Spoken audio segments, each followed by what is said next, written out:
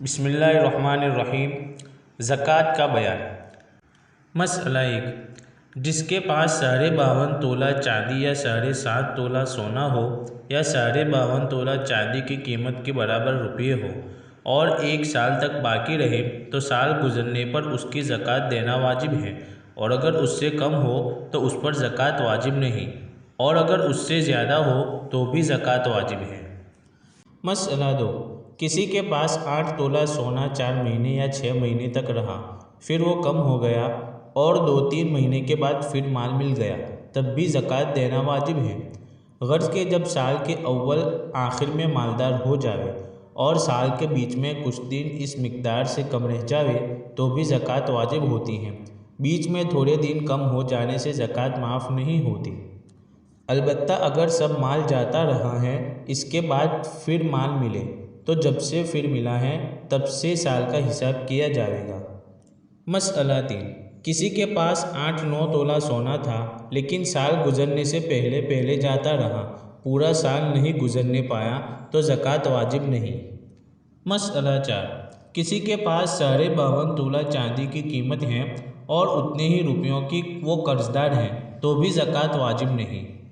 مسئلہ 5، اگر اتنے کی قرض دار ہیں کہ قرض ادا ہو کر 52.5 تولہ چاندی کی قیمت بچتی ہے تو زکوٰۃ واجب ہے۔ مسئلہ 6، سونے چاندی کے زیور اور برتن اور سچا گوٹا ٹھپا سب پر زکوٰۃ واجب ہے۔ گوٹا یعنی پتلی لیس جو اوڑھنی کے کنارے پر لگاتے ہیں، اور ٹھپا یعنی چھاپنے یا نشان لگانے کا آلہ، چاہے پہنتی رہتی ہو یا بند رکھے ہو اور کبھی نہ پہنتی ہو۔ غرض کہ چاندی سونے کی ہر چیز پر زکوٰۃ واجب ہے، البتہ اگر اتنی مقدار سے کم ہو جو اوپر بیان ہوئی تو زکوٰۃ واجب نہ ہوگی۔ مسئلہ 7، سونا چاندی اگر کھرا نہ ہو بلکہ اس میں کچھ میل ہو، جیسے مثلاً چاندی میں رانگا ملا ہوا ہے، رانگا یعنی ایک نرم دھات، تو دیکھو چاندی زیادہ ہے یا رانگا۔ اگر چاندی زیادہ ہو تو اس کا وہی حکم ہے جو چاندی کا حکم ہے، یعنی اگر اتنی مقدار ہو جو اوپر بیان ہوئی تو زکوٰۃ واجب ہے، اور اگر رانگا زیادہ ہے تو اس کو چاندی نہ سمجھیں گے۔ پس جو حکم پیتل، تانبے، لوہے، رانگے وغیرہ اسباب کا آگے آوے گا وہی اس کا بھی حکم ہے۔ مسئلہ 8، کسی کے پاس نہ تو پوری مقدار سونے کی ہے نہ پوری مقدار چاندی کی، بلکہ تھوڑا سونا ہے اور تھوڑی چاندی،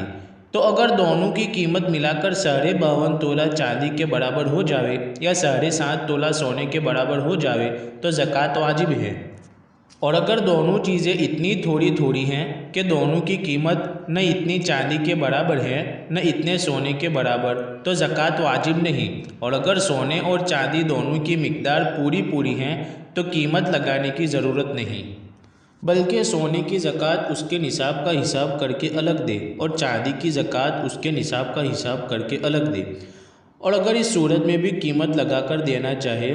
تو اس شرط سے جائز ہے کہ جس طرح قیمت لگانے میں غریبوں کا بھلا ہو اس طرح قیمت لگاوے، اور جو اس میں بکھیرا سمجھے تو پھر دونوں کا الگ ہی حساب لگا کر دے دے۔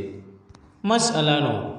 مان لو کہ کسی زمانے میں 25 روپے کا 1 تولہ سونا ملتا ہے اور 1 روپے کی 1.5 تولہ چاندی ملتی ہے، اور کسی کے پاس 2 تولہ سونا اور 5 روپے ضرورت سے زائد ہے اور سال بھر تک وہ رہ گئے تو اس پر زکوٰۃ واجب ہے،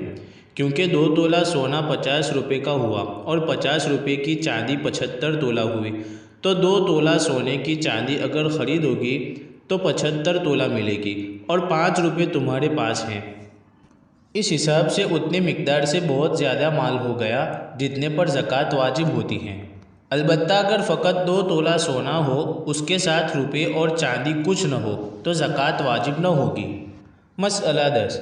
1 روپے کی چاندی مثلاً 2 تولہ ملتی ہیں اور کسی کے پاس فقط 30 روپے چاندی کے ہیں تو اس پر زکوٰۃ واجب نہیں، اور یہ حساب نہ لگاویں گے کہ 30 روپے کی چاندی 60 تولہ ہوئی، کیونکہ روپیہ تو چاندی کا ہوتا ہے، اور جب فقط چاندی یا فقط سونا پاس ہو تو وزن کا اعتبار ہے، قیمت کا اعتبار نہیں ہے۔ یہ حکم اس وقت کا ہے جب روپیہ چاندی کا ہوتا تھا، آج کل عام طور پر روپیہ